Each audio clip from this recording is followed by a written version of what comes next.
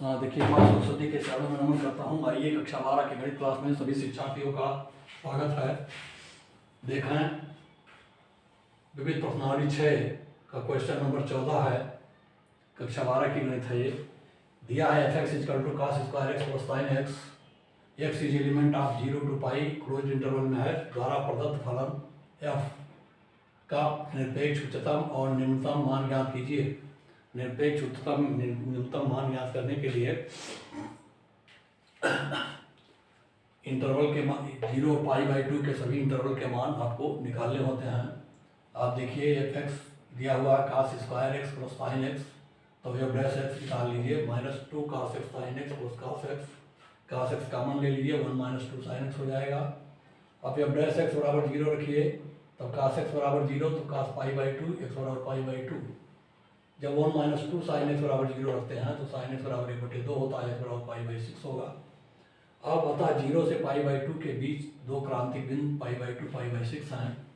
इन सभी पर हमें मान को निकालना है। तो 0 पर देख लीजिए, f0 cos 0 + sin 0 = 1। अतः यह पाई/2 पर cos स्क्वायर पाई/2 + sin पाई/2 = 1 हो जाएगा, क्योंकि cos पाई/2 का मान 0 होगा, sin पाई/2 का मान 1 होगा, इसलिए 1 आएगा। अब यह पाई/6 निकाल लीजिए। cos स्क्वायर पाई/6 + sin पाई/6 = 3/4 + 1/2 = 5/4। अब दो मान देखिए, 1 और 5/4 हैं, तो निरपेक्ष उच्चतम मान 5/4 है, निरपेक्ष न्यूनतम मान 1। आंसर क्वेश्चन नंबर 15 देख रहे हैं। सिद्ध कीजिए r त्रिज्या के गोले के अंतर्गत उच्चतम आयतन वाले लंबवृत्तीय शंकु की ऊंचाई 4r/3 है। 4r/3 है। तो देखिए, ये r त्रिज्या का गोला है, स्मॉल r त्रिज्या है इसकी गोले की, कैपिटल R त्रिज्या इस शंकु की है।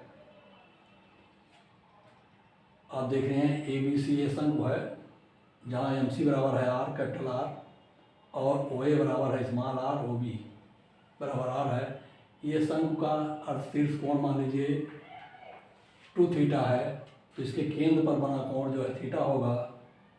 तो अब हमें r का मान निकाल लेना है थीटा के रूप में, और शंकु की ऊंचाई भी थीटा और r के रूप में निकाल लेना है। दो काम करना है, ऊंचाई गोले की त्रिज्या के रूप में और स्मॉल r भी गोले की त्रिज्या के रूप में निकाल लेना है। शंकु के दोनों जो आपके डायमेंशन है, ऊंचाई और त्रिज्या, व गोले की त्रिज्या के रूप में बदलना है, तभी आएगा आपका हल। वही करते हैं। मान लिया r त्रिज्या वाले गोले के अंदर कैपिटल R त्रिज्या का शंकु है, गोले का केंद्र वो और शंकु के आधार का केंद्र m है, तो शंकु की ऊंचाई r + OM होगा। देखिए r स्मॉल r + OM, ये शंकु की ऊंचाई हो गई, तो r + r cos थीटा होगा। थीटा का आधार है ये OM, और r देखिए कर्ण है इस त्रिभुज का, तो r cos थीटा हो गया है आपका OM। तो r + OM बराबर r + r cos theta = r common लीजिए, 1 + cos थीटा।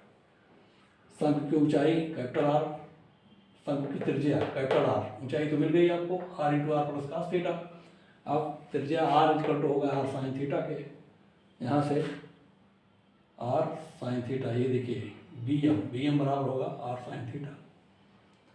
अब आता है आपका शंकु का आयतन b = 1/3 पाई r स्क्वायर, h = 1/3 पाई r square sin square theta into r 1 + cos theta = 1/3 पाई r cube sin square theta 1 + cos theta. अवकलन कर दीजिए, अवकलन से हो जाएगा dv/d थीटा, ये 1/3 पाई r क्यूब हो गया। ये देखिए sin square theta into -sin theta, first फलन और दूसरे का अवकलन। अब दूसरा फलन 1 पर cos थीटा है, और sin स्क्वायर थीटा का 2 sin थीटा cos थीटा हो गया अवकलन। अब ये पूरा अवकलन हो गया। देखिए 1/3 पाई r cube sin theta common ले लीजिए, आ गया देखिए 2 cos theta into 1 + cos theta -sin square theta. अब कैलकुलेट कर देना है आपको। dv/d थीटा = 1/3 पाई r क्यूब sin थीटा देखिए ये हो जाएगा 2 cos square theta plus 2 cos theta, इसको 1 माइनस cos स्क्वायर में बदलिए तो -1 प्लस cos स्क्वायर थीटा हो गया।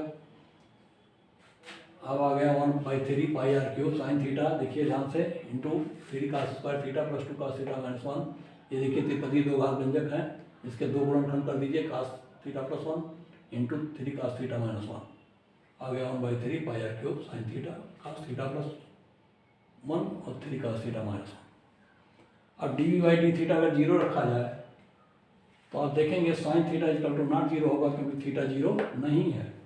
थीटा कितना है, 0 से π/2 के बीच है, तभी शंकु बनेगा। क्योंकि अर्धशीर्ष कोण अगर जीरो हो गया तो शंकु का अस्तित्व खत्म हो जाएगा। तो अस्तित्व है शंकु का, इसलिए थीटा जीरो नहीं है, π/2 और 0 के बीच में है थीटा, तो sine theta equal to not zero हो गया। अब आता है cos theta equal to not -1 होगा, दूसरा वाला देखिए, इससे cos थीटा इक्वल टू -1 आएगा। थीटा इक्वल टू नॉट पाई हो सकता है, पाई भी नहीं होगा कि थीटा 180 अंश हो जाएगा, तब भी शंकु नहीं बनेगा। दोनों स्थिति में शंकु नहीं बनेगा, 0 और पाई पर शंकु नहीं बनेगा। तो बताया गया थीटा क्या होगा, 0 और π/2 के बीच होगा तभी शंकु बनेगा, तो बताया गया। अब एक ये भी नहीं है, तब तीसरा फैक्टर आता है 3 cos थीटा, क्या हो गया आपका -1 बराबर 0, तो थीटा बराबर होगा cos इनवर्स 1/3। 0 से π/2 में cos थीटा एक ह्रासमान व्यंजक है। 0 से π/2 के बीच में cos थीटा का मान क्या होता है, जैसे जैसे थीटा बढ़ता है cos थीटा घटता है। ऐसे कंडीशन में क्या होगा, जब जैसे जैसे थीटा cos इनवर्स 1/3 के लेफ्ट हैंड लिमिट से थीटा बराबर cos इनवर्स 1/3 के राइट हैंड लिमिट प्लस पर जाता है कि वो 1/3 से होकर जाता है, तब dv/d थीटा का मान धन से ऋण हो जाता है। क्या मान हो जाएगा, धन से ऋण में बदल जाएगा। अतः आयतन इस बिंदु पर उच्चतम है, तब शंकु की ऊंचाई बराबर हो जाएगा r इंटू 1 प्लस 1/3 बराबर 4r/3। यही आंसर है आपका। यहाँ देख लीजिए ऊंचाई आपने निकाला ही है, r into 1 plus cos theta तो 1/3 ये हो गया, r प्लस r यानी 1 प्लस 1/3 यानी 4r/3। गोले की त्रिज्या के रूप में आपका ऊंचाई प्राप्त हो गया है। धन्यवाद।